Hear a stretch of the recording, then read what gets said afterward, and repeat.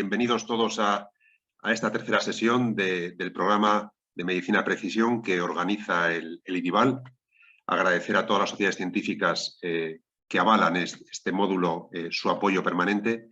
Y empezamos con un programa diferente al de ayer. Ayer estábamos focalizados en el riñón, hoy vamos a tener dos charlas distintas. La charla de donación en asistolia, un tipo de donación para aquellos que no estén tan metidos en este área, completamente diferente al de la muerte encefálica. Donación en asistolia es un tipo de donación que en los últimos 10 años ha sufrido una tremenda expansión en el mundo, pero en el que todavía hay muchas diferencias entre países en cómo se afronta este tipo de donación. Hay diferencias legales entre países y hay diferencias en las técnicas que utilizamos entre países. Y para ello, pues es muy importante poder ver una visión global de las diferencias que tenemos en el mundo. Para esta charla tenemos, permítame, a la figura más relevante de donación y trasplante que tenemos en España, Beatriz Domínguez-Gil, la directora de la Organización Nacional de Trasplantes. Para los que no la conozcáis, es médico nefrólogo, hizo la especialidad de nefrología en el Hospital 12 de Octubre y después de un tiempo pasó a la Organización Nacional de Trasplantes, creo que en el año 2006 o 2007. Y desde el año 2017 es la directora de la ONT. La ONT, todos lo conocéis, es posiblemente una marca de éxito que ha hecho famoso el modelo de donación y trasplante de órganos en el mundo. Bien, por supuesto es muy importante la tasa de donación de órganos, por supuesto es muy importante que el ciudadano español es el que menos tiempo espera para ser trasplantado por la disponibilidad de órganos que tenemos, pero aparte de eso, la ONT ha dado un impulso en los últimos años a la investigación en donación y trasplante de órganos, de forma que todos los equipos intentemos tener el mismo impacto en investigación del que tenemos a nivel asistencial. Así que nada, Beatriz, darte las gracias por aceptar esta invitación. Bueno, pues siempre que te llamamos acudes y desde luego es un privilegio para todos nosotros tenerte en esta charla que realmente será impresionante. Muchísimas gracias y tienes la palabra. Muchas gracias, Eduardo, y muchísimas gracias por contar conmigo para participar en este foro. En los próximos minutos voy a intentar dar una visión global de cómo se encuentra lo que es la donación en asistolia y cuál es la situación en la que se encuentra este tipo de donación en el mundo. Cada año se hacen cerca de 130.000, 150.000 trasplantes de órganos en el mundo. El año pasado, muy afectado por la COVID-19, fueron 130.000 los trasplantes efectuados y, como siempre, el principal obstáculo que impide la plena expansión de la terapia del trasplante es la incapacidad de cubrir la enorme demanda de órganos por parte de la población.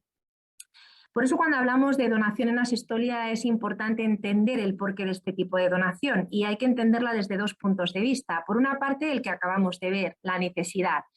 Esta es la resolución de Madrid, fruto de la tercera consulta global de la OMS en materia de donación y trasplantes, que tuvo lugar en 2010, a través de la cual la OMS nos llama a la autosuficiencia en trasplante y nos dice que para cubrir las necesidades de trasplante de nuestra población tenemos que dar prioridad a la donación de personas fallecidas y hacerla posible tanto si la muerte se ha diagnosticado por criterios neurológicos como si se ha diagnosticado por criterios circulatorios. Por lo tanto, ya desde la perspectiva de la necesidad, la OMS nos llama a desarrollar la donación en asistolia. Pero la necesidad de la donación en asistolia también se puede ver desde la perspectiva del donante. Cada vez es más aceptado el concepto de que en el proceso de toma de decisiones al final de la vida hay que tener en cuenta no solamente aspectos clínicos, sino también los valores y los principios que han regido la vida de la persona. Por lo cual, y en este contexto, las sociedades científicas están muy de acuerdo cada vez más en que la donación ha de formar parte integral de los cuidados al final de la vida, lo que significa que cuando una persona fallece o va a fallecer en condiciones compatibles con la donación de órganos, se debe ofrecer esa opción como buena práctica profesional. Y vamos a ver que muchas personas fallecen tras una parada cardiorrespiratoria y con posibilidad de ser donantes de órganos en asistolia. Y desde ahí tenemos que ver la necesidad de este tipo de donación.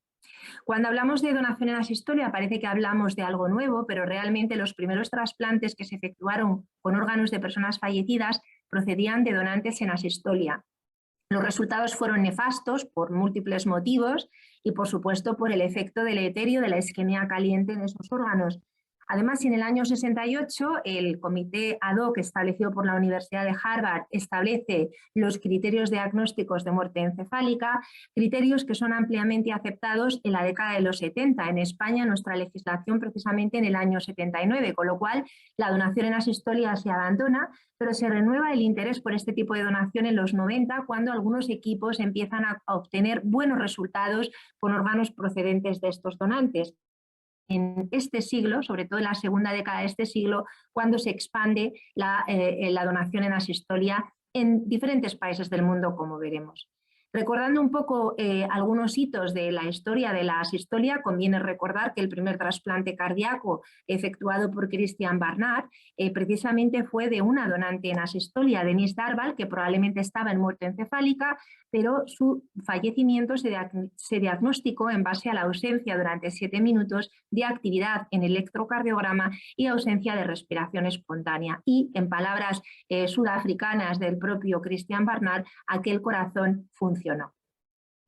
Les decía que el interés por la donación en asistolia se renueva en la década de los 90 y esto queda patente en una conferencia internacional que se organizó en Maastricht, en Holanda, en el 95 y que dio lugar a una clasificación de los donantes en asistolia atendiendo a las circunstancias en las que tiene lugar la parada cardiorrespiratoria que precede al fallecimiento, por cuanto cada uno de estos escenarios tiene consideraciones ético-legales diferentes y se relaciona con diferentes tiempos de isquemia y de viabilidad de los órganos.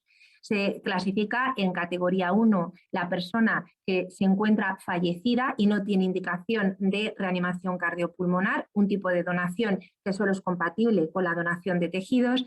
La tipo 2 se refiere a la persona que sufre una parada cardiorrespiratoria súbita y que se intenta reanimar sin éxito. La tipo 3 a la donación a partir de una persona que está en espera de sufrir una parada cardiorrespiratoria, que básicamente es la persona que fallece tras una retirada de medidas de soporte vital, y la tipo 4 para hacer referencia a aquellas personas que estando en muerte encefálica sufren una parada cardiorrespiratoria. La tipo 1 y tipo 2 se llaman también donación en asistolia no controlada porque no se sabe o no se espera o prevé cuándo va a ocurrir esa parada cardiorrespiratoria, y la controlada incluye la tipo 3 y la tipo 4. La clasificación de Maastricht se ha revisitado en numerosas ocasiones, pero una conferencia importante fue esta conferencia de París, que tuvo lugar en el año 2015, en la que se hicieron algunas modificaciones a esta clasificación. Básicamente hay 3 importantes. En la categoría 1 y 2 se diferencia entre 2 subcategorías, la A y la B, dependiendo de si la parada tiene lugar fuera del hospital en la A o dentro del hospital en la B, porque la comorbilidad asociada de estos donantes es muy diferente. Y algo importante también es que en la tipo 4 se diferencia entre un escenario controlado y no controlado, que vamos a ver que es relevante porque el controlado se refiere a una persona que estando en parada en muerte encefálica deliberadamente se retiran medidas de soporte vital para activar un proceso de donación en asistolia, que es un tipo de donación que se ha establecido sobre todo en países con problemas de aceptación de la muerte encefálica. Y aquí ya también se hace referencia a una quinta categoría que se reconoce en algunos países, que es la donación tras eutanasia, que ya es una realidad en algunos países europeos como Bélgica, Holanda y España desde el año pasado, y también en Canadá. Vamos a ver primero en esta presentación, cuando hable de donación en asistolia no controlada, me voy a referir sobre todo a la tipo 2, y cuando hable de donación en asistolia controlada me voy a estar refiriendo a la tipo 3, la donación en personas que fallecen tras una retirada de medida de soporte vital que ya no se considera beneficiosa para el paciente. Vamos a ver en qué consiste la donación tipo 2, la no controlada, y la tipo 3, la controlada. Y para ver la tipo 2 les voy a poner un vídeo que espero que se oiga, pero si no se lo voy contando. Es un proceso que se activa cuando una persona sufre una parada cardiorrespiratoria, normalmente en el ámbito extrahospitalario. Se activa un equipo que hace una reanimación cardiopulmonar completa, avanzada en la calle, dado que en España estos equipos además están medicalizados. El objetivo, por supuesto, es conseguir que retorne espontáneamente la circulación. Ahora se han incorporado algunos programas que llamamos de ECMO-RCP, pero salvo que hubiera indicación de este tipo de intervenciones, si no se recupera pulso, el paciente se declara fallecido en el ámbito extrahospitalario. pero si hay un programa de donación en asistolia y el paciente cumple criterios de inclusión en el programa, se puede trasladar al hospital con medidas de cardiocompresión y ventilación mecánica, que ya lo que buscan es la preservación de los órganos, porque la RCP ya se ha considerado infructuosa, y será en el hospital donde pues, van a ver a continuación, si no lo voy a pasar para no perder mucho tiempo en el vídeo, va a recibirle un equipo que es independiente del equipo de coordinación y del equipo que ha hecho la RCP para confirmar que no se puede hacer nada y establecer el diagnóstico de fallecimiento, que en nuestro país exige 5 minutos de periodo de observación, como luego veremos, y por lo tanto de ausencia de circulación. Más rápidamente voy a ir. Aquí lo que hacemos posteriormente es iniciar en la asistolia no controlada lo que llamamos la perfusión regional en normotermia, también puede ser en hipotermia, con dispositivos ECMO. Esto supone la canulación de vasos femorales, la introducción de un catéter de Fogarty en el lado contralateral con el objetivo de bloquear la aorta. Me voy a ir rápidamente para que vean la canulación, la conexión al dispositivo ECMO, y el objetivo es que esos órganos que van a ser susceptibles de ser trasplantados estén perfundidos con sangre oxigenada hasta el momento de la extracción, dándonos tiempo además para completar todos los criterios de autorización, de consentimiento, la evaluación del donante, organizar toda la logística de extracción y pues posteriormente ya proceder con ella en caso de que exista consentimiento y no contraindicación clínica. Que vean también aquí que podemos proceder también a la preservación pulmonar, colapsando los pulmones con líquido de preservación fría, lo que ha hecho que este tipo de donación sobre todo sea interesante desde el punto de vista de la donación renal, muy selectiva hepática, pero también ha sido una importante fuente de pulmones para trasplante. La donación en asistolia controlada es un escenario completamente diferente al que hemos descrito. Aquí tenemos una persona que tiene un daño cerebral catastrófico o una situación cardíaca, respiratoria o una enfermedad neurodegenerativa dependiente de un soporte vital que ya no se considera beneficioso por criterios de futilidad o porque el propio paciente o sus representantes legales rechazan continuar con ese tratamiento, y se toma la decisión de retirada de medidas de soporte vital. Una decisión que siempre es previa e independiente de cualquier consideración relativa a la donación. Posteriormente se llevaría a cabo pues, una notificación del caso al coordinador de trasplantes, una aproximación a la familia, se tendría que organizar en tiempo y forma la retirada de tratamiento de soporte vital para hacerla compatible con el proceso de donación. La retirada de medidas puede tener lugar en la UCI o en quirófano. Posteriormente empieza un tiempo de isquemia caliente, dentro de la cual es particularmente relevante lo que llamamos el tiempo de isquemia caliente funcional, que empieza en España, se considera que empieza cuando se alcanza una presión arterial sistólica inferior a 60 milímetros de mercurio. Para el diagnóstico de fallecimiento tenemos un periodo de observación de ausencia de circulación y respiración, que en nuestro país es de 5 minutos. Luego se puede ir a lo que llamamos la extracción rápida, o entre medias podríamos realizar una preservación in situ con perfusión en normotermia o en hipotermia con dispositivo ECMO, como lo que hemos visto anteriormente, lo cual tiene algunos beneficios que veremos posteriormente para proceder después a la extracción de órganos. Y posteriormente podemos recurrir a preservación estática en frío o técnicas de preservación ex situ. Bueno, esto es una breve descripción de lo que sería un proceso de donación en asistolia controlada. Bueno, con este panorama de lo que es la donación en asistolia, ¿cómo está la asistolia en el mundo? Pues fíjense que estos son los países, los 75 países que han reportado actividad de donación en el mundo en el año 2020, y solo 23 países han reportado algún caso de donación en asistolia. En amarillo, estas barras representan los donantes por millón de habitantes, y en amarillo ven la contribución de la donación en asistolia al total de donación de personas fallecidas. Y pueden observar como en determinados países, como es el caso de Estados Unidos o España, o como por ejemplo el caso de Bélgica, de Canadá, Australia, Reino Unido, son países en los cuales la donación en asistolia tiene una importantísima contribución al volumen total de donación y al volumen total de actividad trasplantadora. Aquí tenemos los 23 países que reportaron actividad de donación en asistolia en el año 2020. Primero nos vamos a fijar en los de fuera de Europa y van a ver que el programa más potente lo tiene Estados Unidos, que alcanzó casi 10 donantes en asistolia por millón de habitantes en el año 2020, seguido de China, que fíjense que registró cerca de 3.000 donantes en asistolia, lo que pasa que en tasa corresponde a 2 por millón de habitantes. Mientras que aquí hablamos sobre todo de donantes en asistolia tipo 3, como es el caso también de Australia, de Canadá, de Nueva Zelanda. En China, fíjense ustedes que casi todos son donantes en asistolia tipo 3, pero tienen aproximadamente una tercera parte de sus donantes que son donantes en asistolia tipo 4, los que decíamos antes que estaban en muerte encefálica, pero por una pobre aceptación de la muerte encefálica en China, se activa en muchas ocasiones un proceso de donación en asistolia. Y aquí tienen Israel y Japón, que tienen un tímido programa de donación en asistolia no controlada. Dentro del entorno europeo, en el azul más oscuro, ven los programas más potentes, que son el de España, que alcanzó el año pasado 13,3 donantes en asistolia por millón de habitantes. Aquí tienen también Holanda, Bélgica y Reino Unido. Insisto que son los programas más potentes, más robustos en número que están descritos en el entorno europeo. Este es un estudio que hicimos de la situación de la asistolia, particularmente en Europa, que les voy a contar muy rápidamente porque tiene algunos datos interesantes. En verde ven los países que habían registrado algún tipo de donación en asistolia cuando hicimos el estudio, que básicamente permanece el mismo número de países activo, pero ven en amarillo los países que estaban dispuestos a iniciar un programa y en naranja los que ni tienen programa ni están dispuestos a comenzarlo. Y entre ellos, por ejemplo, Alemania, ya ha expresado en varias ocasiones que no tiene ningún interés en iniciar este tipo de programas.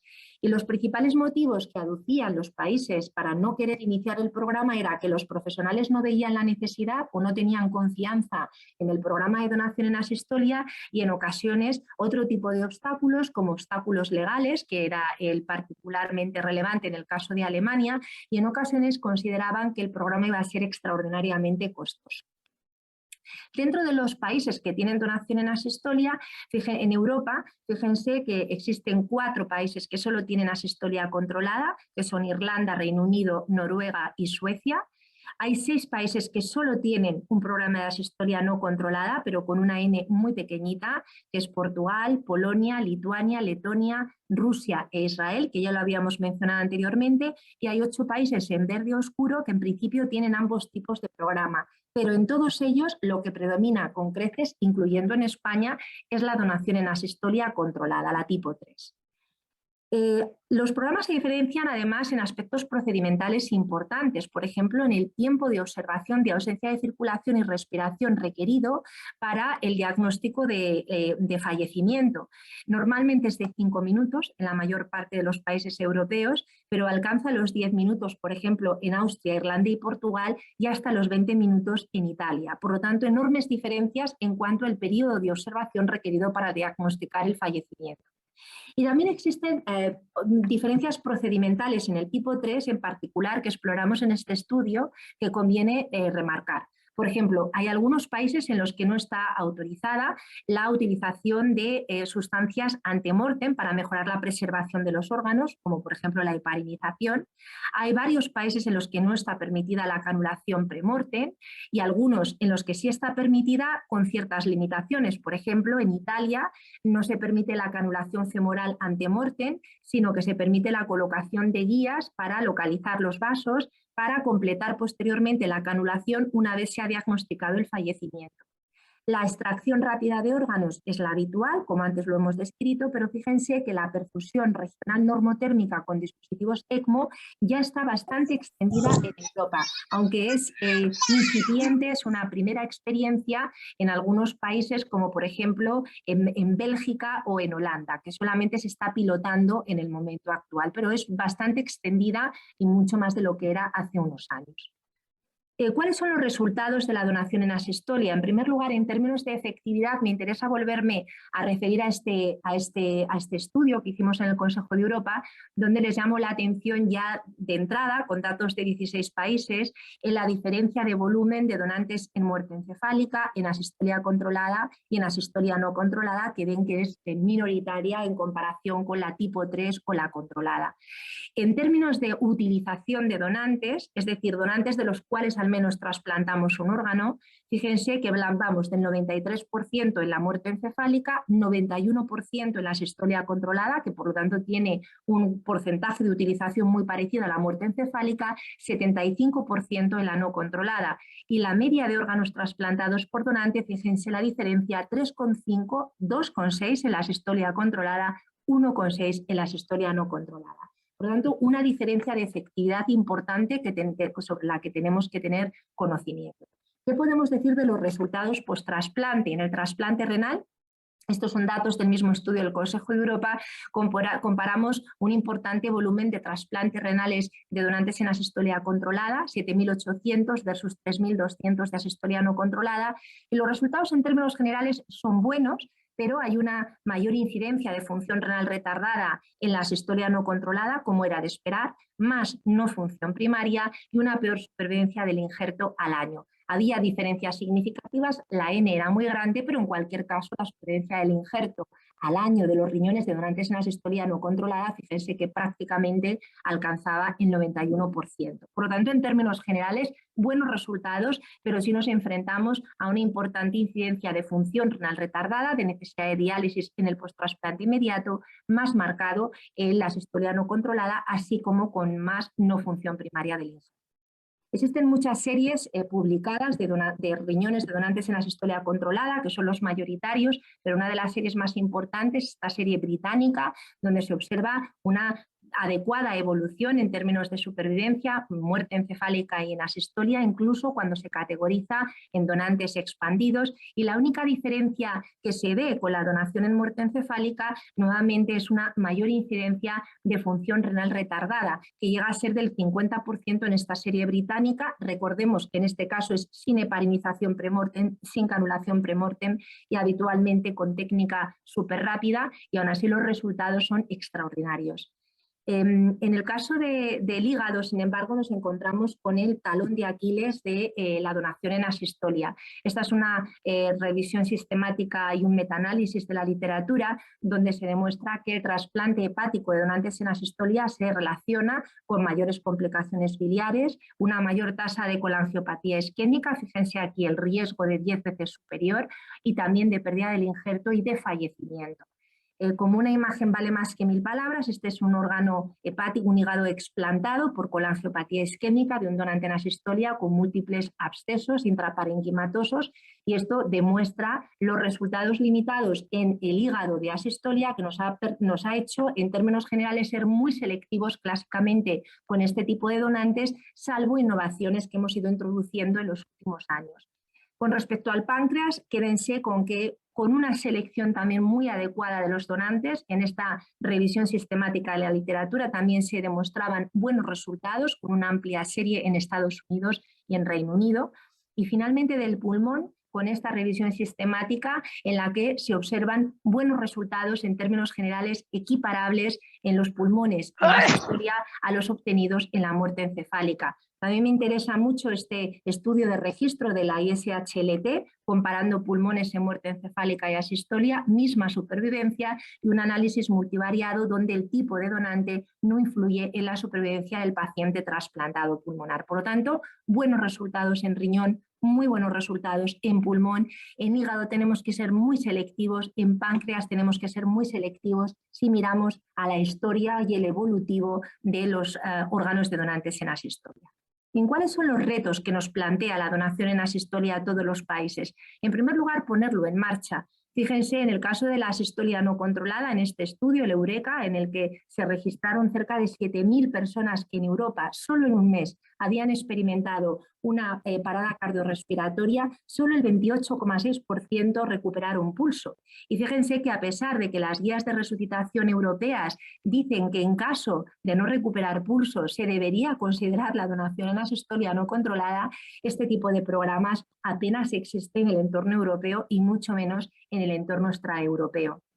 Pero ¿qué decir de la asistolia controlada? Este es un estudio, el estudio Ethicus, que observaba o describía en qué circunstancias fallecen los pacientes en las UCIs europeas.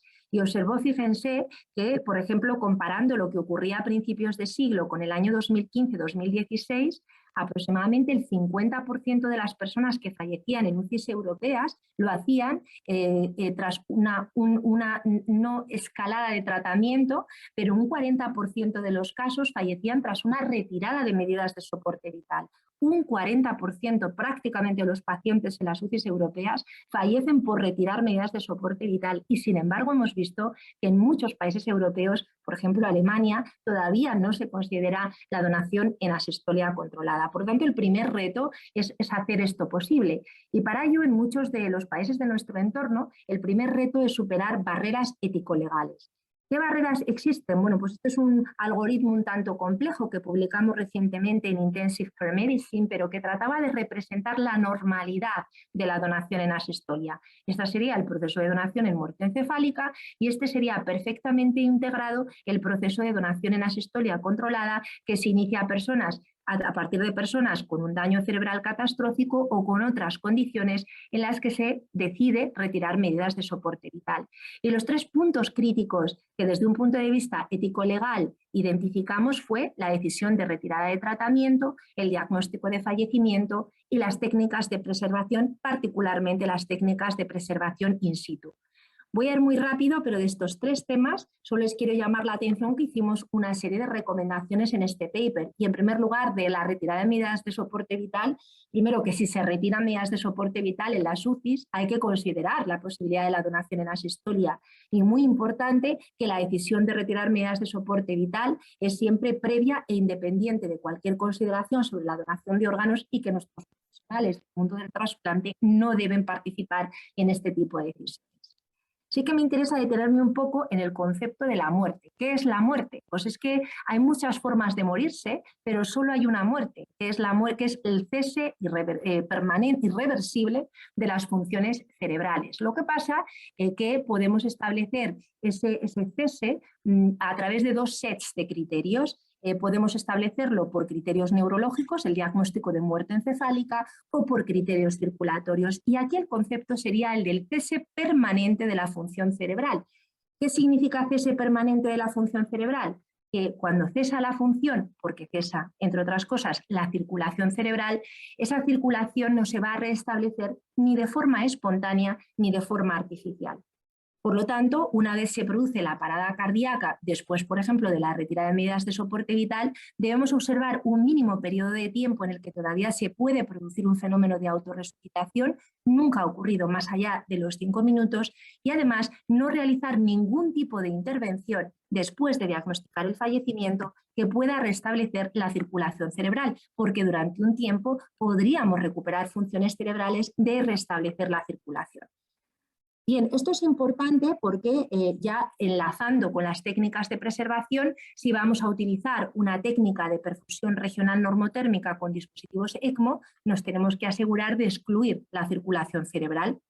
Nosotros en España tenemos protocolizado que cuando utilizamos un dispositivo ECMO para perfusión regional normotérmica tenemos que bloquear la aorta, pero para circunscribir a los órganos que van a ser susceptibles de trasplante, la perfusión con sangre oxigenada. Pero además durante el procedimiento monitorizamos una arteria radial y una arteria femoral para asegurarnos de que la arteria radial nunca se recupera pulso, porque entonces es que habríamos fallado en el bloqueo de la aorta.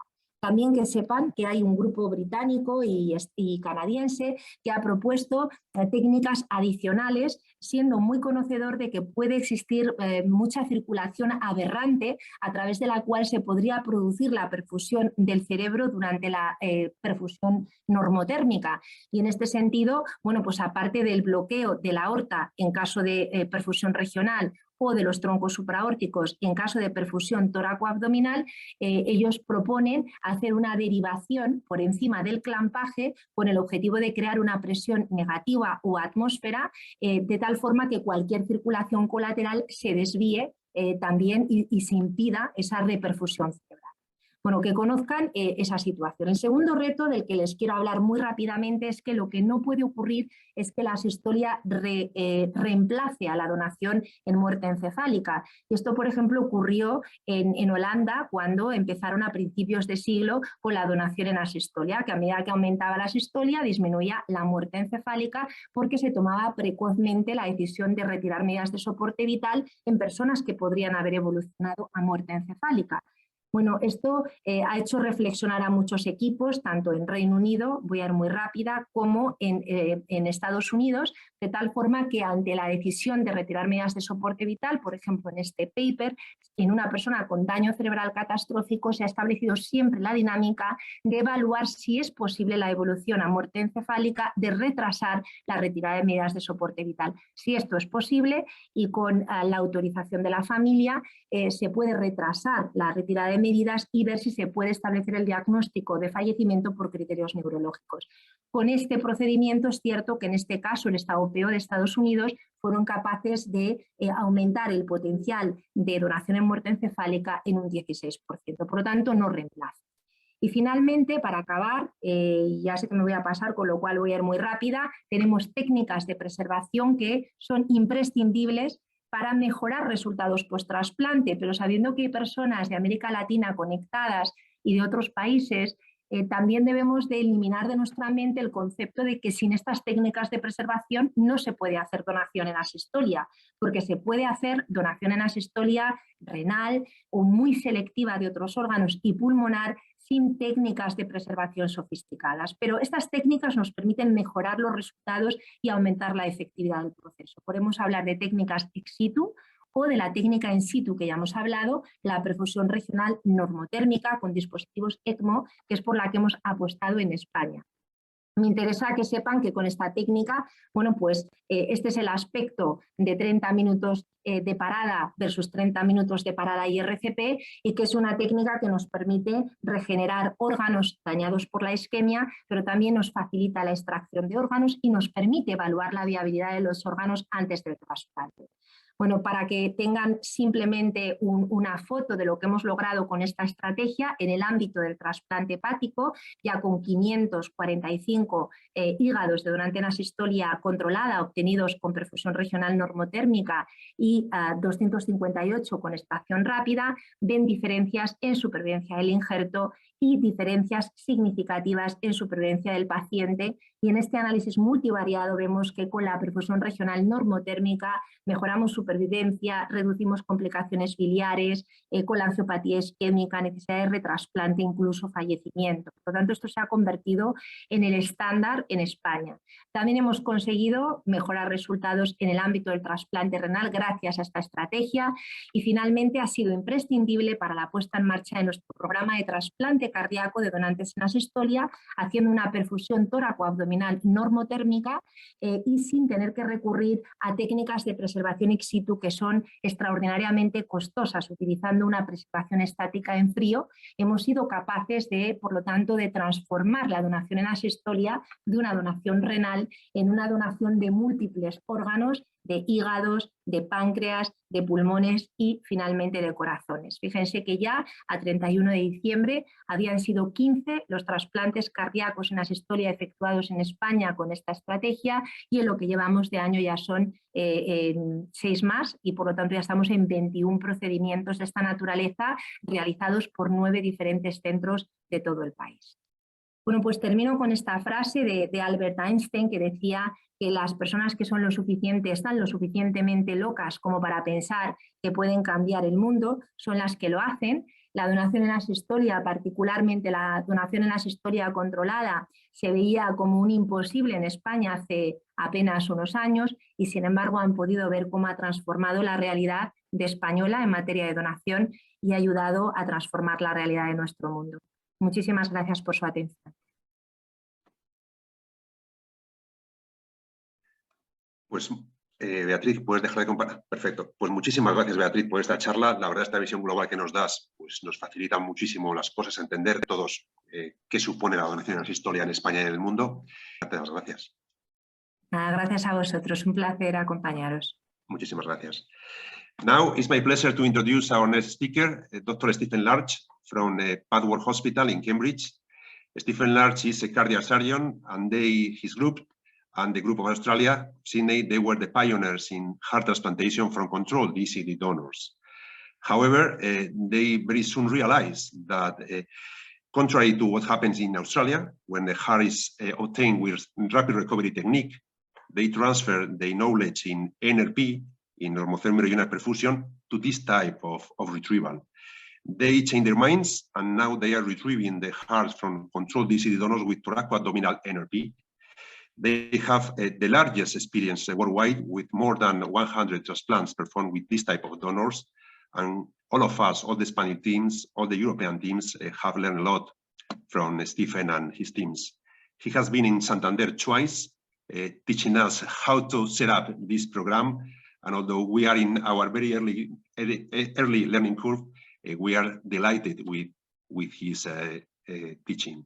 So, Stephen, we are looking forward to hearing your experience with this amazing type of organ retrieval, and the floor is yours. Thank you very much for accepting our invitation.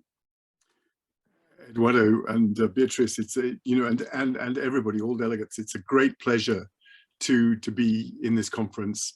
And I'm no nearer speaking Spanish than I was 5 years ago. Shame on me, I should be horsewhipped. But that's what Brexit is these days. We're trying to get as far away from Europe, I think, far away from everywhere, but don't get me on that. It drives me crazy. I'm going to share my screen, and we'll take you through this talk on donation after circulatory determined death, once known as dead heart donation. Our thesis really was that these hearts are not dead, and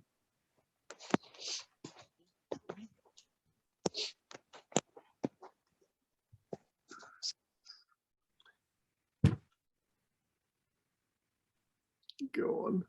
Is that it? Not yes. It's okay. It's now. We can see the presentation pretty well. Fantastic. With some grotty little guy in the right-hand corner. That's me. Okay. And you can see our wonderful hospital, like a rather large Heinz 57 baked bean can. Okay, Stephen, we can see it pretty well. So you can start whenever you want. Thank you very much for your waiting. Thank you again. A million thank yous for being so patient. I have the IT skills of a lemming after he's got off the cliff. So this has been a labor of love for some considerable length of time, and I hope I'm going to be able to change the slides. Yes, here, if you can see, here is an International Society for Heart and Lung Transplant slide showing the survival of heart transplantation and the various eras. This is from 1982 to 1991 in blue, and every year, every epoch has got better. But the principal issue is not really in time as it goes by. The lines are parallel. The main advances have been made in the early stages, probably better selection of donors, better selection of patients, of recipients, and improvement in anesthetic techniques. So it's impressive stuff, and I think I see this as probably the big thorn that is the issue of heart transplantation. So great survival, and if we can move on. How do we move on? Not easy. There we see here I've put in the Rematch Trial. This is a trial of that Eric Rose undertook and published at the end of 2001, at the beginning of this millennium. And it was a randomized allocation of patients who were not eligible for transplantation, who either were randomized into LVADs or not. And this is the control group. So it's perhaps in some form representative of the outcomes in terms of survival if you don't get transplanted. So we can see that there is massive value added in terms of prognosis. So transplantation is a good thing. Heart transplantation is a good thing. Nonetheless, we have a rising demand. Here is our own National Health Service Blood and Transplantation Authority description of our waiting list for our 65 million population. And here in the histogram, donors in blue and transplants in gray. And it's really, we've not got a huge program really for the national supply, and it's not adequate. We're not even holding the waiting list horizontal. It's ever increasing. So we're falling short. So we looked at the relative organ donation. Here in red, we have kidney, and we're looking at 82% of kidneys offered that are taken up, and liver, pretty much the same ballpark. But pancreas, bowel, heart, and lungs, appalling. And here we are in a turgid, appropriate brown for hearts. And looking, to be fair, at reasonable donor offers, those that haven't had previous cardiac history or heart surgery, we're taking about 20% of our offers, which is shocking, of heart-beating donors. So this is very depressing, and we see people dying on the list in huge numbers. And what's happening to our heart-beating donors with time? This is a summary really of their age groups, 0 to 17, 18 to 49, and so on. And as time goes by, from some 10 years ago, the donors are getting older, and with it comes problems. And so we said, okay, well, what are colleagues doing? How are colleagues outside heart transplantation managing? And we see here living related donors, which is not really going to be an opportunity for hearts. There are some people I'd love to become organ donors for hearts, but there you go. And DBD donation here, heart beating donation. Following Spanish lead, we have increased our organ offers, but probably not adequately so, and still with huge refusal rates, turn down rates. But what we did see early on is this rise of donation after circulatory determined death in light blue. And colleagues in liver and kidney transplantation have been using non-heart beating donors or DCD donors to great advantage. And so we posed a question. Well, actually, I posed a question, and I was, can we not use these donors for heart transplantation? And this is where I got beaten up by all of my colleagues saying these are dead hearts. So we, I didn't give up. I thought, well, like, where are they coming from? What's their provenance? And most of these folk who are coming forward for donation as non-heart beating donors have suffered a neurological insult, intracranial hemorrhage, the majority, hypoxic brain injury, trauma, respiratory disease, if you will, other CVA, cardiac issues, and others we can lump together, and it's in the minority. So this is a very attractive provenance, really. And can we understand the non-heart beating donor heart better? And if we can, Simon Messer, who was my PhD student, worked with NHS Blood and Transplantation, looked at 3 years' work of just over 3,000, almost 1,000 potential DCD donors a year, working through, did they consent? Were they under 50? Arbitrary, we're just beginning and trying to bat for success. Would they proceed to donate? What's the functional warm ischemic time as the guys do their liver and kidney transplantation? Functional warm ischemia being the withdrawal of futile medical therapy, and seeing 2/3, almost 80% of the patients progressing to respiratory arrest and subsequent cardiac arrest. Functional warm ischemia is something imposed on us by the liver surgeons, who say that at 50 millimeters of mercury systolic blood pressure, they believe the liver is now becoming ischemic. And so rather than rock the boat anymore, we've said, well, we'll run with that. But the issue here really is, this is not a systolic pressure. a systolic pressure perfused organ. It's a diastolic perfused organ. So it's not really very helpful, but probably at 50, we've got a diastolic pressure in the heart, very much the same as the venous pressure, the right atrial pressure. So we've probably got no perfusion at all at that point. So functional warm ischemia, cardiac arrest, cardiac cause of death, and then risk factors, further selections, and we're down to about 50 cases, roughly, a bit more than 50 cases, with this severe series of guillotines for potential DCD transplantation. And considering we only do, if we're lucky, 200 cases a year, this is a massive increase in the number of organ donations that are on offer. So we said, okay, are these hearts dead? And we nicked the labs in Stanford because it's easier to do animal work in the States than it is in this extraordinary country of mine. And we modeled in the rat. And here we imposed anoxia. We saw bradycardia, hypotension, asystole. We set 15 minutes as our ideal. And I'll go into that in a bit more in a second. And then we said, okay, we've confirmed death, if you will, in our rat and so on. We're going to resuscitate this heart with ECMO, extracorporeal membrane oxygenation. And we do that over a short period of time, using vasoconstrictors and inotropes ruthlessly to regain and reestablish coronary perfusion and mechanical action. And so we were inspired by this. We felt this was a good step forward. Working in Winnipeg with colleagues in the Canadian Research Centre, we were using a pig model here. We modeled DCD donation with pure ischemia.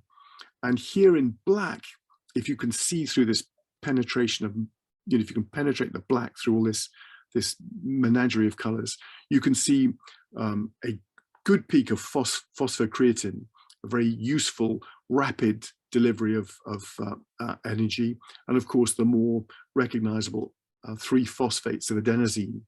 And so black, we get this good phosphocreatine peak, the 3 peaks of adenosine, 15 minutes of arrest at normothermia in red. That's a sort of funny red. We got, of course, a translation of massive release of inorganic phosphate from the metabolism of the consumption of energy from phosphocreatine and ATP. Here's the red, not much phosphocreatine left, little blip of the 3 spikes of adenosine. And then 60 minutes of reperfusion with cardiopulmonary bypass. We don't call it cardiopulmonary bypass because people assume we're going to perfuse the whole body. We make a point of clamping off the arch vessels of the aorta and the iliacs and perfuse the areas of interest, the thoracic and abdominal cavities. And so we see in 60 minutes of this mass spec telling us that we're on the way to restoring phosphocreatine and we're on the way to restoring the 3 peaks of adenosine. We've dropped our inorganic phosphate. We've re-established that as an energy store. We then, with the heart now beating and being perfused on support ECMO, wean the ECMO. And in purple, we see after 20 minutes, pretty much normalization of phosphocreatine, and we're well on the way to normalizing the 3 phosphates of adenosine. So we felt we're beginning to understand the pattern of energy restoration. And I'd been brought up, a paper by Danforth in 1960 said, all you've got to do is normothermic perfusion for 2 minutes and all your ATP will be back to normal. Absolutely not so, but not that long, quite honestly, but a lot longer than 2 minutes.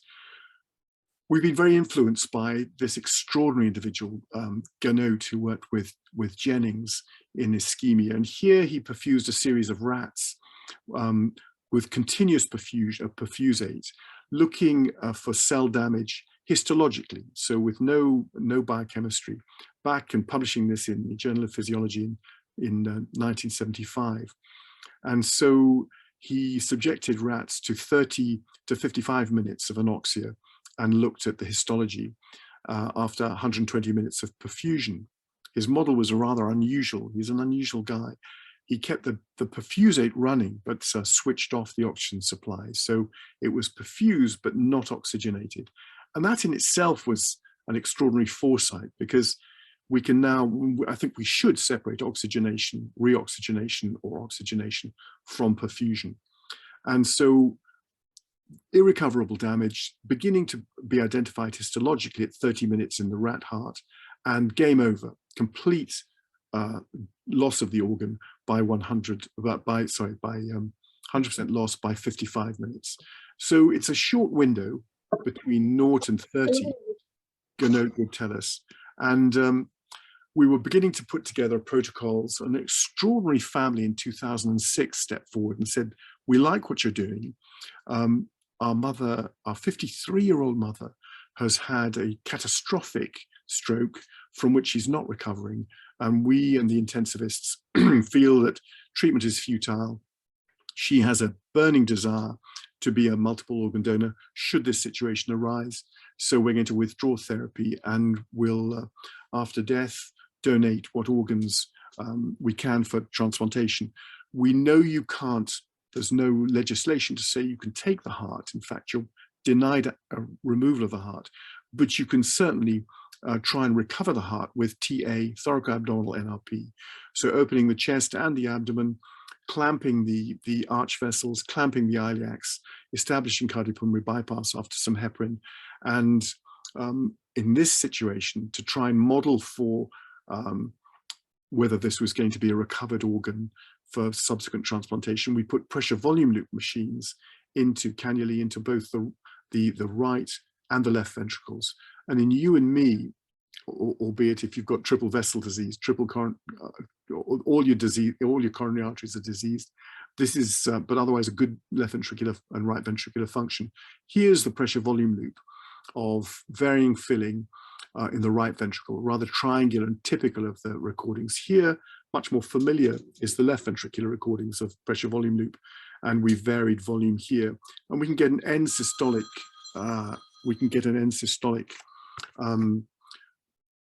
Picture of the pressure volume loop relationship according to filling. So we have this is a contractility, if you will, independent of filling, strangely. And here is the capacity, the distensibility of the heart, independent of filling. Rather strange concepts. How does that, from the normal here, right and left ventricles, compare to what we found in this good lady after 2 hours of perfusion? We were waiting for appropriate blood to cross match. Our initial right ventricular loops look very left ventricular-like. There's a distended right atrium, and here in black, the left atrium distended. Giving a bit of inotrope, we showed inotrope reserve, much more similar to this picture. The abscissa has different units than this one. This is up to 22, this is up to 80 millimeters of mercury. And here, normalization of the left ventricular loops with improvement, our machine tells us, of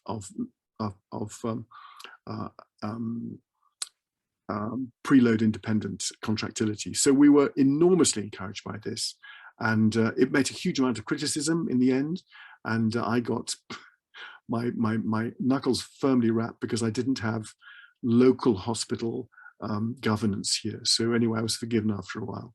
We published that in 2009, rather nervously, and we were very impressed with DCD donation. Thought this was going in the right direction, and proposed that because there wasn't brainstem herniation, that there would be no catecholamine surge, no Cushing-like response. And we couldn't have been further from the truth, because here is a recording of noradrenaline-like substances and adrenaline-like substances in the donor heart, and they are tenfold greater than we see in brainstem dead heart-beating donors at the time of the Cushing response. So we were disappointed with that and wondered whether that would have any role to play at all. The whole picture, having said that, of the DCD heart would suggest it's essentially ischemic. And here, looking at the very conventional troponin biomarker in you and me, we've got a little low background level of this. In brain death, a mean troponin of 2 on this particular thing, 2 nanograms per mil.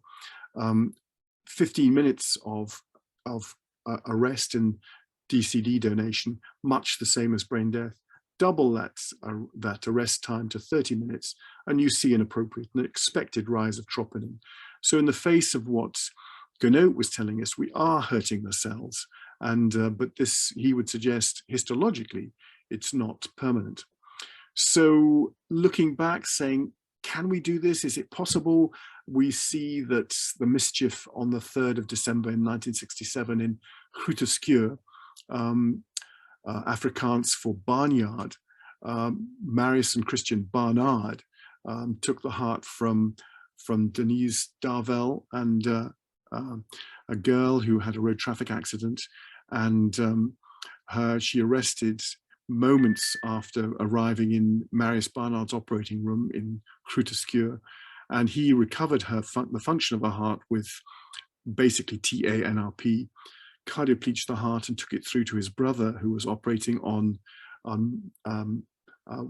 Louis Wachensky and removing an enormous heart, and Christian sewed Denise Darvell's heart into the world's first heart transplant, the world's first TANRP recipient. He did very well for a short while, but there was a mistaken diagnosis of rejection for what was actually a overwhelming pneumonia and finally sepsis. So it was groundbreaking stuff, but particularly so for the work we're doing. And then working in through 2009 to 2010, this extraordinary man, Sir Peter Simpson, Professor Sir Peter Simpson, then head of the Academy of the Royal Colleges of the UK, picked up what we were doing and came down to these recommendations for the diagnosis and confirmation of death in DCD. And it had to be 5 minutes of continued cardiorespiratory arrest with brainstem, evidence of brainstem dysfunction, lack of function. And it was irreversible, and in that there would be no perfusion of the brain. And that was a really key point. And that has become a bit of a thorn in our sides. And this was a great step forward and a help for us as we explored TNRP. So putting together a recovery of what we saw now as principally an ischemic heart under normothermic conditions out to times approaching 30 minutes, we said, okay, there'll be withdrawal of life support, WLST, and these abbreviations, of course, get caught up and enshrined. And then functional warm ischemia, not wanting to upset people any more than we were doing, 50 millimeters of mercury systolic from the kidney guys. The Australians have kicked up a big fuss and said functional warm ischemia, actually, as far as they're concerned, in the heart starts at 90 millimeters of mercury systolic, which again, I'm afraid I've attacked them and said, why are you worrying about systolic pressure when it's a diastolic perfused organ? We should be worrying about diastolic. But anyway, that hasn't been taken up by the international community. But what they have said is functional warm ischemia finishes when you use cold, non-nutritious cardioplegia. And so they're absolutely right. So we've had to add a term which we've just brought in of functional cold ischemic time.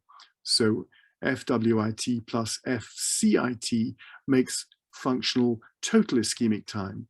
And I'm not going to abbreviate those things because in English it sounds terrible. It's anyway. There's a point here where the Academy of the Royal Colleges said, once you've lost the pulse, the peripheral pulse on the arterial line, the patient is beginning the 5-minute standby that we've been graced with for the onset of the diagnosis of death. And that is established after 5 minutes standby. And then the person is declared dead. So how do we then move forward to improve get a working heart? And that's where Australia and the UK differed in our initial attempts. Australia went for this particular issue, which is taking the heart rather dramatically from the chest as quickly as you could, draining the donor of blood, priming the transmedics organ care system. And here we see the heart mounted on the organ care system. And oh, sorry, I beg your pardon. And if I can get these handsome fellows down here, I don't think is it going to work for us? Not that it matters much.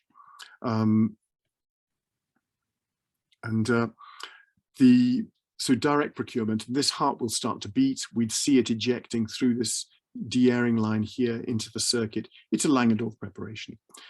In our suggestion, we went on to bypass. We've got a clamp here across the arch vessels, and you see the abdominal team working here in the abdomen whilst we see the heart recover in the chest. And we can then take our time to, once we feel after 20 minutes now that things are going in the right direction, we'll clamp the ascending aorta, deliver cold cardioplegia in the regular fashion, and remove it as we would in a heart-beating donor. We've basically converted a non-heart-beating donor into a heart-beating donor. So much more familiar territory. That gives us the opportunity, and I'm sorry the videos aren't working, to perform transesophageal echo to look at ventricular function at both left and right sides. We can flow to Swan-Ganz catheter as we would perhaps on a donor run in a heart-beating donor, and look at cardiac output and the various filling pressures, and so come back with a description of heart function after the insult of death, that's profound ischemic hit. And that's really the big concern of DCD donation. How damaging has that ischemic hit been? So we just to take you down the line, and I'll try and be good and make clear what's direct procurement, taking the heart, putting it on the rig and recovering it on the rig ex situ, and as opposed to recovering it in situ. And you've maybe heard people discussing this is in vivo. It's absolutely not in vivo, because the ethicists and critics of this have said you're using the word vivo. Is there really vivo there? So we've said absolutely not in cadavero or in situ, but absolutely not in vivo. I'm sorry to be tedious on that. The TANRP circulation is about 2.5 liters, about 50% of the normal circulation, arterial circulation capacity that you and I have. But the pulmonary circulation is unchanged, and we're worried about lung donation from this, but we know that we're manufacturing a profound systemopulmonary mismatch. And so we expect to see ventilation perfusion mismatch in the lungs, and I think that's what we do see. So we've just completed our 100th. The team are out taking another heart, in fact, being DCD heart being taken up to Newcastle for their next in line for a DCD heart. And what we found in summary is that these DCD hearts are performing in very much the same way as DBD hearts. And so here we'll deal with the transplantation, and forgive this, it is historic data, 78 matched DCD hearts to 78 DBD hearts, non-heart-beating, heart-beating. And the only big difference we see in the donors is that the etiology of the injury is slightly different here, with cause of death, hypoxic brain injury, are much more common in DCD than in DBD, bluntly, and almost significantly so. So forgive these, whoa, I'm gonna have to move out the way here. We've moved over to this side. We're looking at direct procurement, the bulk of our work, like the Australians, or TANRP 19, where we're up at 25. But we're seeing big differences here in terms of etiology of death as well. The numbers are small, and I'm sorry.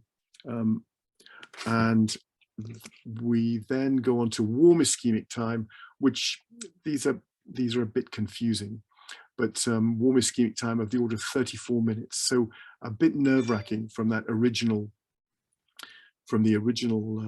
descriptions by Ganot. Functional warm ischemia well within our window of 24 minutes. And then those that are being procured by normothermic, by in situ perfusion, we find that we're looking at 42 minutes of normothermic perfusion, and then onto the OCS, the organ care system, for that's about 4 hours. And there's here a thing that suggests we go out to 10 hours. I think our clerks have gone a little bit crazy there. They've been smoking the wrong cigarettes, I think. And so here we're looking at withdrawal of life support to blood perfusion, reperfusion of the organ. And it's a worrying 37 minutes. Withdrawal, not arrest, so not ischemic, but just the whole process of the procedure in direct procurement. And here normothermic in vivo, in situ resuscitation, considerably less ischemia, and functional warm ischemia considerably less.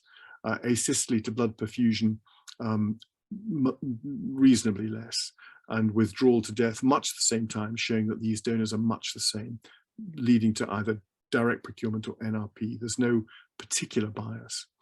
And OCS perfusion, where there is bias, and this is a bit of a worry, here we have the direct procured hearts having a considerable time on the organ care system, and significantly less here with NRP, simply because of the geography where we were allowed to perform NRP locally in Addenbrooke's, in our own hospital, where we're very few donors, being a diseased heart hospital, and then in Norwich, which is a place about 70 miles from here.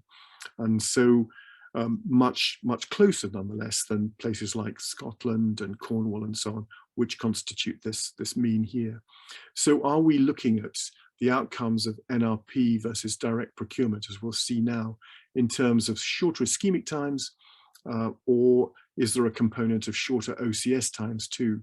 And that's something we need to sort out. So how do these guys do? Is there a primary graft dysfunction?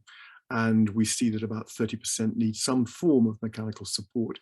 The vast majority as intra-aortic balloon pumping, but we see 14% requiring ECMO and 4% requiring ventricular assist.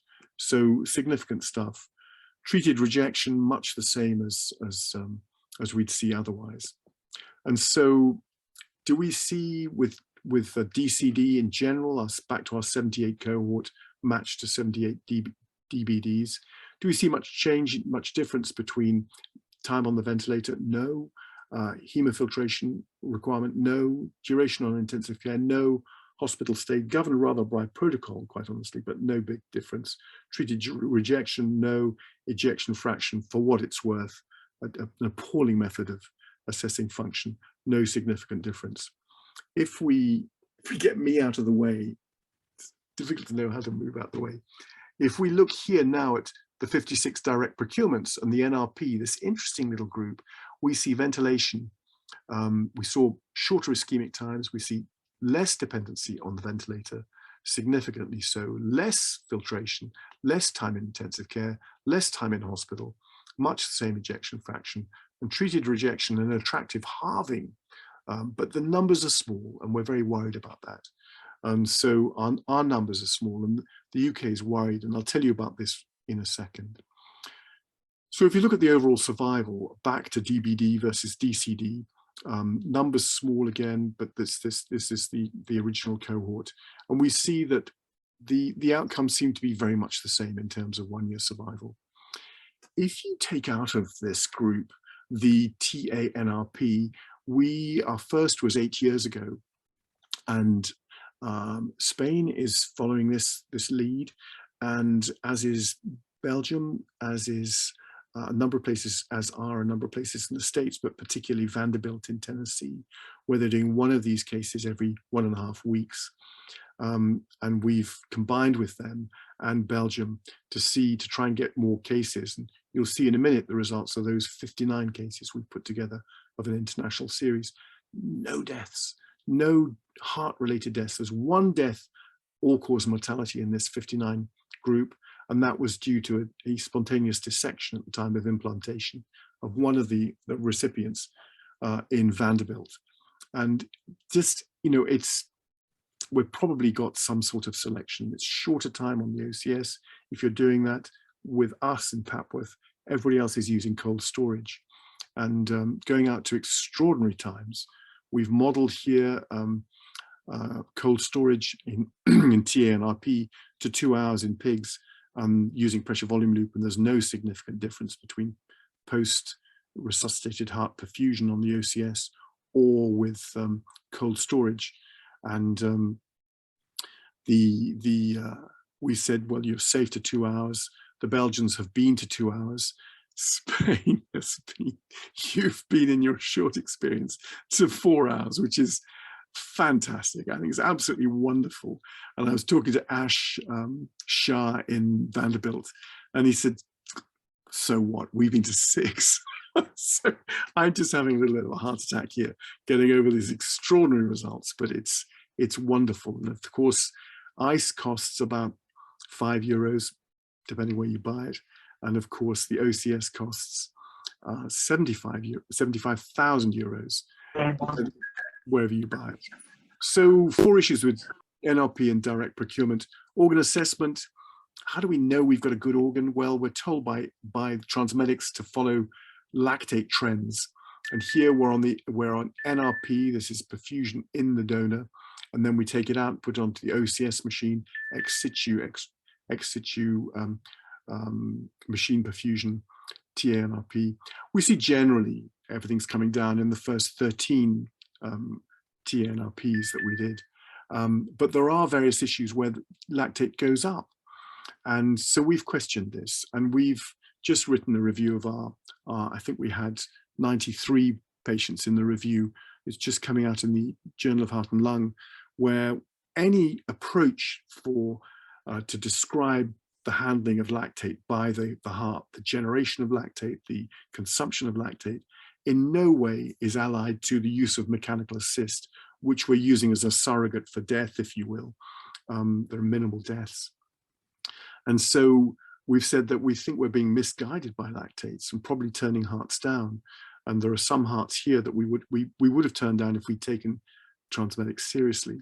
So we're disenchanted with this, but we have no substitute.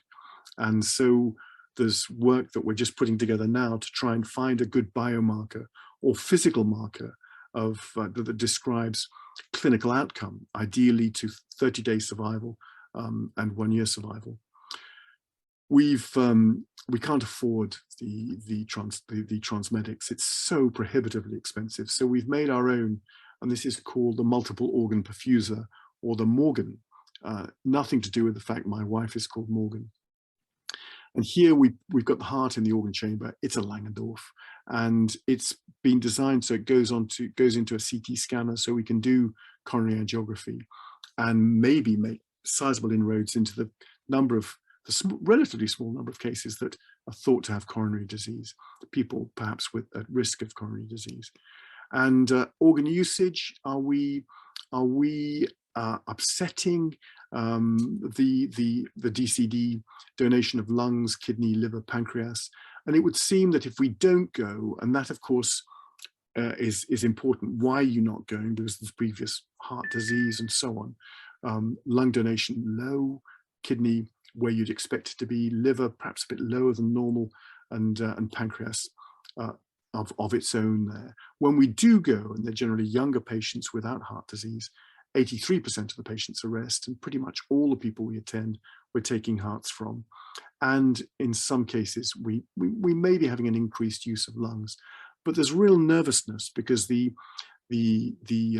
measure, the alveolar oxygen FiO2 difference gradient is upset, and I think we've got a reason for that.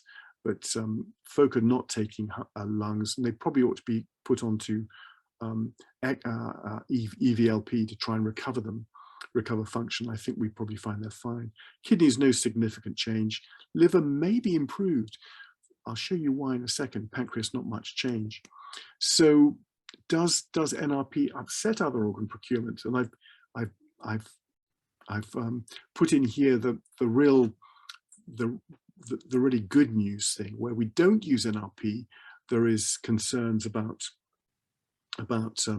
biliary strictures, and when we do, and anastomotic leaks, and when we have NRP, we have have I got this right? I think there's a line, there we are, there's a line missing here.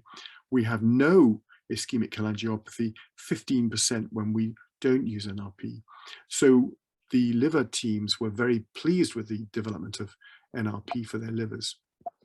And so concerns here arose about intracranial blood flow. And one of Peter Simpson's criteria was that we don't reestablish a blood flow to, with TANRP. Here is a well-hackneyed picture now of the tortuous circulation to the brain. If you've sliced off the innominate artery, the left common carotid and the left subclavian, we've also excluded the legs, so we've got the superficial epigastrics out of the way. And so the only way blood can get anywhere near the brain is through the segmental vessels of the chest and lumbar region. And we're just trying to demonstrate to the Canadians that this is of no significance. They've modeled pig work with radiolabeled blood and see no penetration of the intracranial space. We, when I came back from Canada, beaten up by the Canadians, were asked to see the supply here. I think I've got a picture of it here. Could we drain these clamped vessels of the arch and see how much blood comes out? We did 3 cases for them. The first, no blood at all. The second, 50 cc's a minute.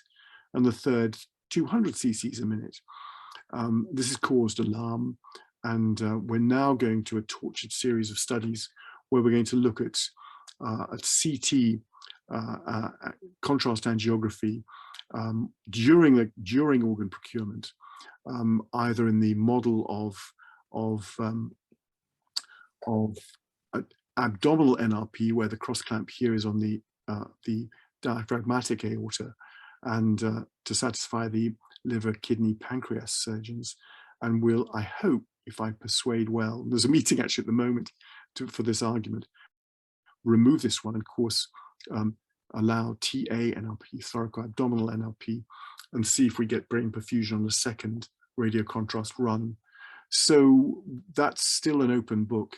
And what we're saying in the interim is we can actually generate a cardioplegia for the heart. This is, I'm calling the MESA technique after my successful PhD student. We'll oxygenate, perfusate on the organ and take a sample, say a liter of oxygenated nutritious blood, and cool that down on ice.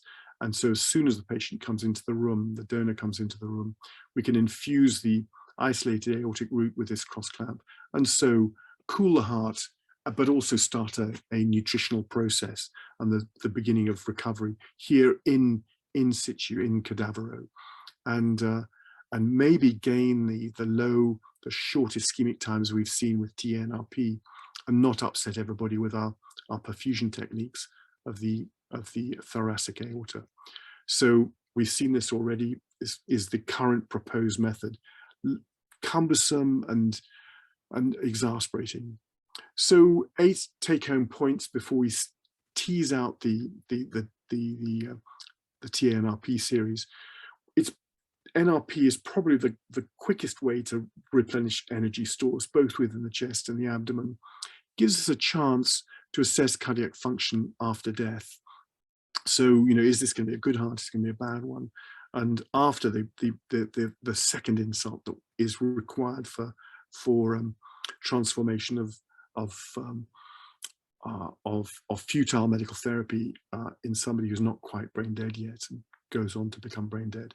There's a chance to review the heart in terms of coronary disease, in terms of the donor, in terms of malignancy, 2 relatively small areas but important.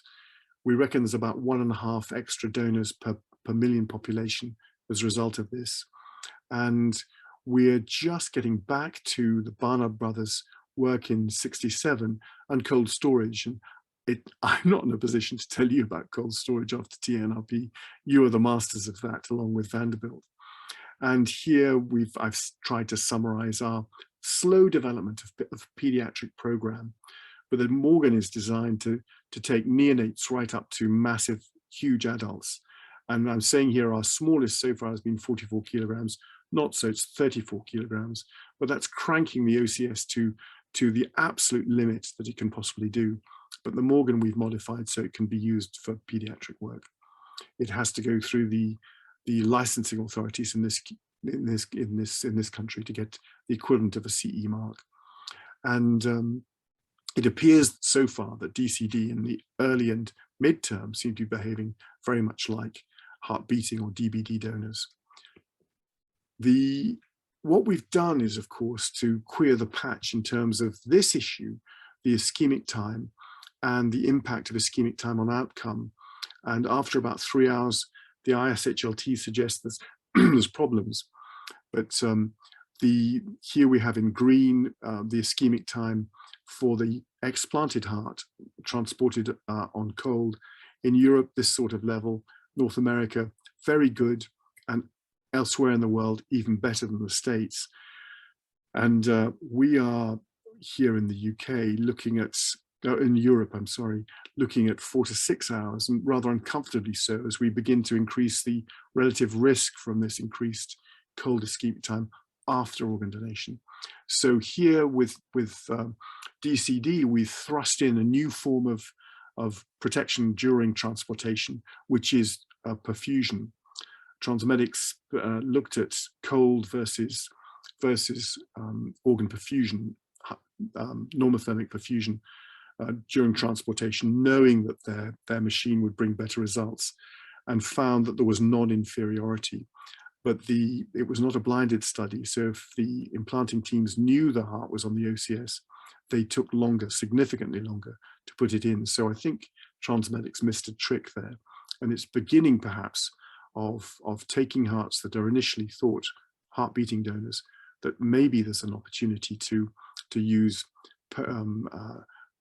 ex situ perfusion as a way of recovering function in previously declined heart-beating donors. We'll see.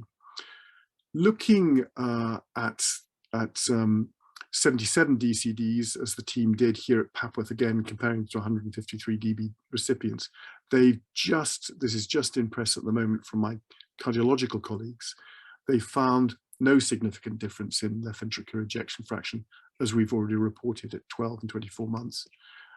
Right ventricular function, as visualized by TAPSI and so on, much the same at 12 and 24 months. Cardiac index, much the same at 12 months. Unadjusted survival of DBD and DCD, the whole cohort nationally, at much the same as DBD, heart beating and non-heart beating. A similar instance of coronary vasculopathy relatively early on, so it's early days and small numbers. Similar treatment for rejection, but we were getting a suggestion that was less in TA-NRP, and the renal function at 1 and 2 years, much the same, renal dysfunction, much the same between the two groups. And then looking here at rejection as dictated by the International Society for Heart and Lung Transplantation, we see the issue of coronary vasculopathy graded 0 by their scale up to 3, and really no obvious dramatic difference between DBD heart beating versus non-heart beating. We were pushing hard to try and get a bigger cohort of this extraordinary group of TA-NRP, and we saw that the various criteria suggested that it was a significantly shorter ischemic time. We've got the difficulty here, as I've said already, of no perioperative transplant mortality. 30-day mortality is 100% successful, right up to 5 years, and no losses where we contribute the remaining 3 years, the 8-year survival, and no losses for us, and an overall survival of 129 years in the cohort of 59 patients. So impressive stuff. And we see again this issue of relatively shorter times of ventilation, ICU stay, and so on. And here the major issue, we've got to be very careful about what we're dealing with here. And so the ex situ machine perfusion was performed by us essentially, and Belgium and Vanderbilt used cold storage for transportation, and we see a significant reduction in age in the cold storage group. So perhaps there is a bit of a selection bias going on in Belgium and in the States compared to the sort of candidates we were picking up here. So we're being a little bit nervous about the way forward. We're making a big fuss about functional total ischemia and trying to be very clear about the entire ischemic duration, because there was too much transplantation of ischemic organs in the beginning of this program worldwide. And this simply re-emphasizes the big impact of no losses so far in this small experience of admittedly selected patients. So is this going to pan out? And if it does, is this because of a smaller ischemic time for the donor organ, or is it in some part because of a shorter organ perfusion time? We'll see. So I'll leave you with this. I mean, we're getting close to this, where we have hearts bouncing around on the shelf and our recipient pottering down. Our recipient, who probably doesn't need a heart transplant, ambled down to the perfusion lab to see which heart that she or he want. So maybe that's just round the corner. So thank you very much indeed. Thank you very much for this conference, and thank you very much for this extraordinary pathway from the initial studies from the lab with blood models, with pig models, until this new reality that is the heart transplantation from controlled DCD donors. So we are in a new area, and we have achieved very good results. Thank you very much for this amazing pathway. It's amazing. The first time I heard you talk about heart transplantation from controlled DCD donors was a dream. 3 years ago, we can't believe in Spain that it could be available. We have done it. We have done nearly 20 procedures in Spain, and I'm sure that in the short term, we are going to increase our figures so much. So thank you once again, and I hope to see you as soon as possible. I hope to hear you often. My self-confidence boosts immeasurably whenever I meet you at 1. You're far too generous. Bless your heart. Thank you so much.